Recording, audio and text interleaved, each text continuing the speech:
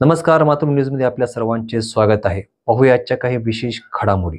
मुगट येथे कालपासून या ठिकाणी ढगफुटी सदृश परिस्थिती असून या ठिकाणी केटीएलच्या कामामुळे या ठिकाणी नाली करण्यात आली नाही. त्यामुळे या गावामध्ये मोठ्या प्रमाणात गावातील काठावरील घरामध्ये आणि केटीएलच्या चुकीमुळे घरात या ठिकाणी त्यांच्या पाणी शिरले आहे. तर मुगट कॉर्नर येथील रहिवासी आहे. केटीएलच्या कामवाल्यानं अगोदर रोड केला, अगोदर नाली केली नाही. नाली केली असती तर माझं काही नुकसान झालं नसतं. त्याच्या दुर्लक्ष कामामुळं माझ्या घराचं अतोनात नुकसान झालं.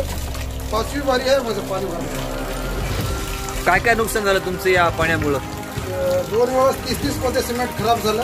यावेळेस 10 पोते सिमेंट खराब झालं.